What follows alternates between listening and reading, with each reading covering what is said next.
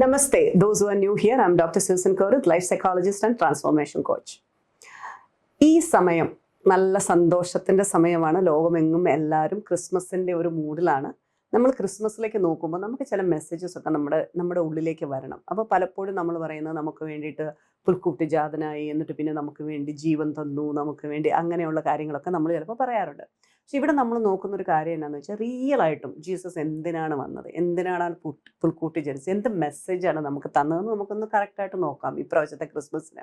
അത് നമുക്ക് പലപ്പോഴും ജീസസ് പറഞ്ഞു, ഞാൻ ഈ വലിയ നല്ല രീതിയിൽ ജീവിക്കുന്നവർക്ക് വേണ്ടിയിട്ടൊന്നുമല്ല, ഞാൻ വിക്ടിംസിന് വേണ്ടി വന്നയാളാണ്. വിഷമത അനുഭവിക്കുന്നവർക്ക്, കഷ്ടത അനുഭവം, അത് നമ്മുടെ വിക്ടിംസ് ആണ് ശരിക്കും പറഞ്ഞു കഴിഞ്ഞാൽ വിഷമത അനുഭവിക്കുന്നതും കഷ്ടത അനുഭവിക്കുന്നതും അവർക്ക് വേണ്ടി വന്നതാണെന്നാണ് പറഞ്ഞത്. അപ്പോൾ ജീസസിൻ്റെ ജീവിതം ഏകദേശം നമ്മൾ നോക്കുകയാണെങ്കിൽ നമുക്ക് ഈ കഷ്ടതയെന്നും ബുദ്ധിമുട്ടൊന്നും ഒക്കെ നമുക്ക് വിടുതൽ കിട്ടി മുമ്പോട്ട് വരാനായിട്ട് പറ്റും. We can just come out of it very easily if you look at Jesus life.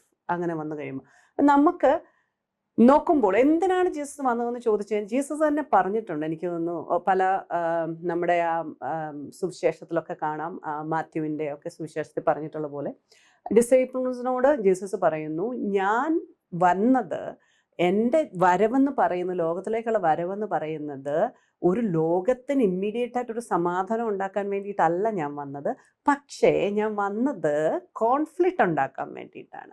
ഞാൻ കോൺഫ്ലിക്റ്റ് ഉണ്ടാക്കാൻ വേണ്ടി വന്നതാണ്. Setting families against each other. അതായത് ഫാമിലിയിലുള്ളവരെ പരസ്പരം അങ്ങോട്ടും ഇങ്ങോട്ടും ഞാൻ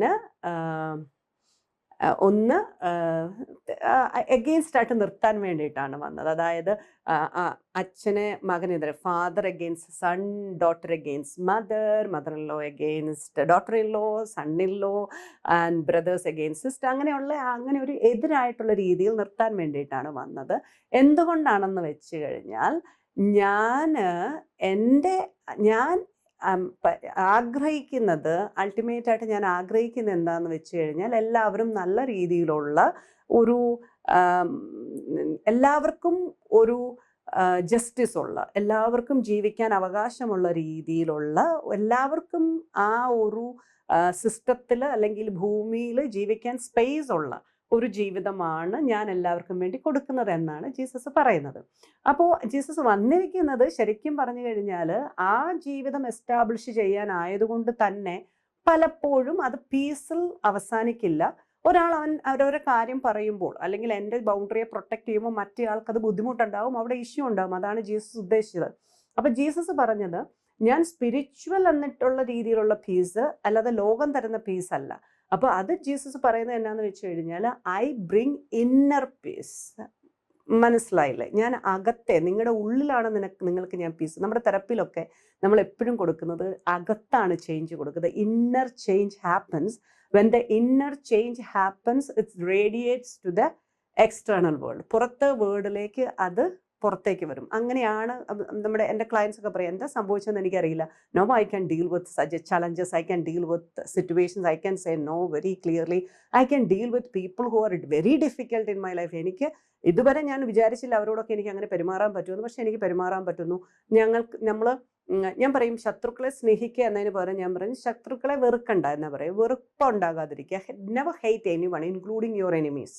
ആരെയും ഹെയ്റ്റ് ഉണ്ടാകാൻ പാടില്ല. പക്ഷെ നമ്മൾ പ്രൊട്ടക്റ്റ് ചെയ്യുക എന്ന് പറയുന്നത് നമ്മുടെ ജോലിയാണ്, അല്ലേ? അപ്പോൾ ജീസസ് പറഞ്ഞിരിക്കുന്ന ഒരു കാര്യം എന്ന് പറയുന്നത്, ഞാൻ നിങ്ങളുടെ ഉള്ളിൽ പീസ് ഉണ്ടാക്കാൻ വന്നയാളാണ്. അങ്ങനെ വരുമ്പോൾ നമ്മൾ ചിലപ്പോൾ ചില സ്റ്റേറ്റസ് കോയെ, ഇതുവരെ ഉണ്ടാക്കി വെച്ചിരിക്കുന്ന ചില പ്രാക്ടീസുകളെയും ചില ഹൈറാർക്കീസിനെയും ഒക്കെ ചിലപ്പോൾ എനിക്ക് നിങ്ങൾക്ക് ചലഞ്ച് ചെയ്യേണ്ടതായിട്ട് വരും. അങ്ങനെ ചലഞ്ച് ചെയ്യാൻ നിങ്ങളെ പ്രാപ്തരാക്കാനാണ് ഞാൻ വന്നിരിക്കുന്നത്.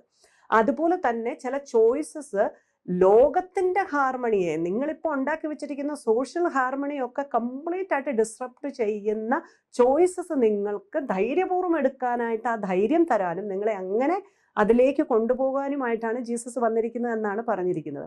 ജീസസ് പിന്നെ പറഞ്ഞിരിക്കുന്ന ഒരു കാര്യം, ജീസസ് ട്രൂത്തിനെയാണ് ട്രഡീഷനേക്കാളും വാല്യൂ ചെയ്യുന്നത്. ഇതുവരെ നടന്ന സംഭവങ്ങൾ ഇങ്ങനെയാണ് നടക്കേണ്ടത്, ഇങ്ങനെയേ നടക്കാവൂ, ഈ രീതിയിലാണ് നമ്മൾ ജീവിച്ചത്, ഇങ്ങനെയല്ല ജീസസ് നോക്കുന്നത്. ജീസസ് നോക്കുന്നത് വാട്ട് ഈസ് ട്രൂത്ത്, എന്താണ് സത്യം.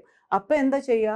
ജീസസ് പഠിപ്പിച്ചിരിക്കുന്ന പല കാര്യങ്ങളും, നമ്മൾ ചെയ്യുന്ന പല കാര്യങ്ങളും നമുക്ക് നീതി, ന്യായം എന്നൊക്കെ പറയുന്നതിലേക്ക് നോക്കുമ്പോൾ അങ്ങനെ വരുന്ന പല കാര്യങ്ങളും ഇന്നത്തെ എസ്റ്റാബ്ലിഷ്ഡ് കസ്റ്റംസിന് എതിരായിരിക്കും. അപ്പോൾ അങ്ങനെ വരുമ്പോൾ നമ്മൾക്ക് ഒരു ചോയ്സ് ഉണ്ട്. We are all have the right to choose between പഴയ രീതിയിൽ ജീവിക്കണോ അതോ ജീസസ് പറഞ്ഞതുപോലെ നല്ല പുതിയ പാത്തിനെ നമ്മൾ എടുക്കണോ, വിച്ച് ക്രിയേറ്റ്സ് ഡെഫിനറ്റ്ലി ഫ്രിക്ഷൻ. ഒരു ഫ്രിക്ഷൻ ഉണ്ടാക്കുന്ന പാത്ത് തന്നെയാണത്.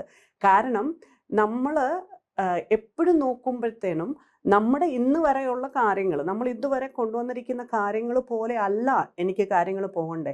കാരണം അങ്ങനെ വന്നു കഴിഞ്ഞാൽ എൻ്റെ കംപ്ലീറ്റ് പീസും ഹാപ്പിനെസ്സും പ്രോഗ്രസ്സും അഫക്റ്റ് ചെയ്യുന്നു എന്ന് പറയുമ്പോൾ I need to stand up and then I have to say things which I really need to say and I really need to do.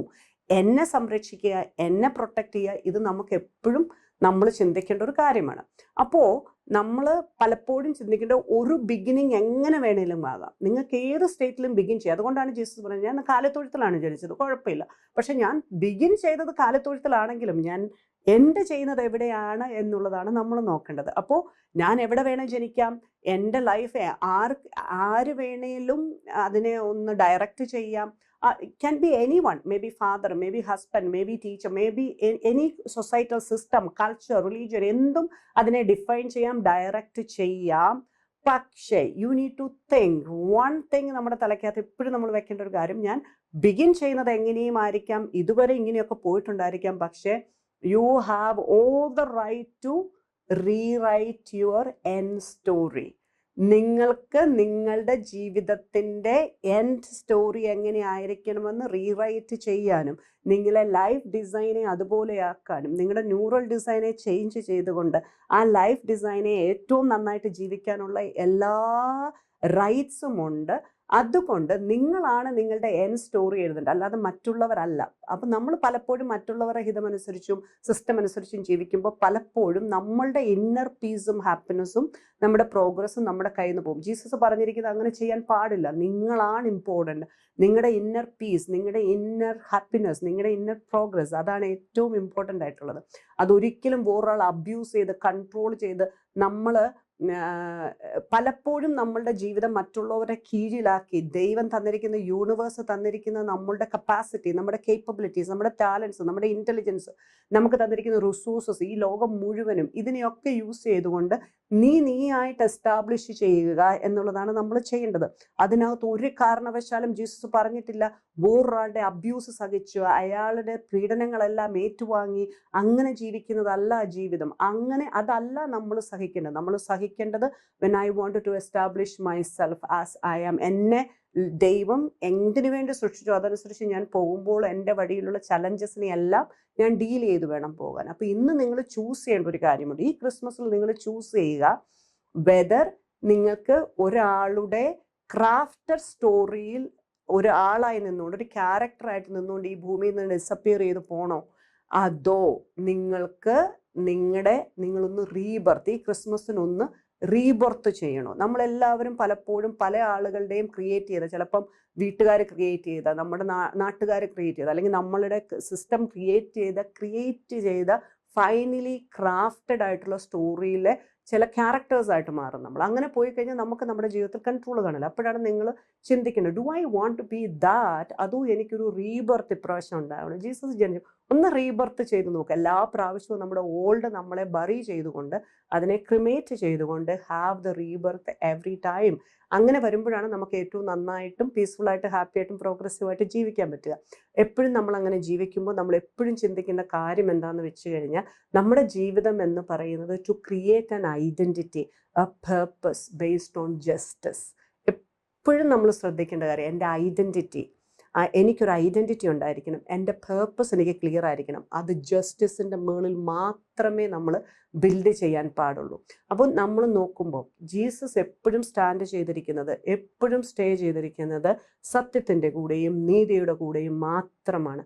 എന്താണ് ട്രൂത്ത്? ഇവിടെ ഈ വ്യക്തി എന്നെ അബ്യൂസ് ചെയ്യുകയാണോ, എന്നെ കൊല്ലാക്കൊല ചെയ്യുകയാണോ, എന്നെ അങ്ങനെ ചെയ്യുമ്പോൾ എനിക്ക് ജസ്റ്റിസ് വേണ്ടേ? എൻ്റെ ട്രൂത്ത് അല്ലേ അവിടെ കാണിക്കേണ്ടത്? അതല്ലാതെ ഏതെങ്കിലും ഓട് സിസ്റ്റവും കസ്റ്റവും വെച്ചുകൊണ്ട് നിങ്ങൾ ഇങ്ങനെ ചെയ്യണം അങ്ങനെ ചെയ്യണം, കുറേ ആൾക്കാർ ക്രാഫ്റ്റ് ചെയ്ത സ്റ്റോറിയിലിരുന്നു കൊണ്ട് നമ്മൾ നാടകമാടുക അല്ല ചെയ്യേണ്ടത്. അതിൽ നിന്ന് നമ്മൾ വിടുതൽ പ്രാപിച്ചുകൊണ്ട് ഇമോഷൻ്റെ മേലെ സ്ട്രാറ്റജി അപ്ലൈ ചെയ്തുകൊണ്ട് ഞാൻ ട്രാൻസ്ഫോർമേഷനും റീബർത്തുമാണ് എൻ്റെ ജീവിതത്തിൽ ഞാൻ എടുക്കുന്നതെന്ന് നമ്മൾ ഉറപ്പിച്ചുകൊണ്ട് നമ്മുടെ ജീവിതത്തിൽ inner piece, inner happiness, inner progress എന്ന് ജീസസ് തന്നിരിക്കുന്ന ആ മെസ്സേജിനെ ഉൾക്കൊണ്ടുകൊണ്ട് ഈ ക്രിസ്മസിൽ വീണ്ടും ജനിച്ചുകൊണ്ട് നല്ല രീതിയിൽ നമ്മുടെ ജീവിതത്തെ നമുക്കും സമൂഹത്തിനും നമ്മുടെ ഫാമിലിക്കും എല്ലാം യൂസ്ഫുൾ ആകുന്ന രീതിയിൽ നമ്മൾ ആരെയും അബ്യൂസ് ചെയ്യാതെ, ആരുടെ കയ്യിൽ നിന്നും അബ്യൂസ് എടുക്കാതെ ആൻഡ് സ്വയം അബ്യൂസ് ചെയ്യാതെ ജീവിക്കാൻ നമുക്കെല്ലാം സാധിക്കണം.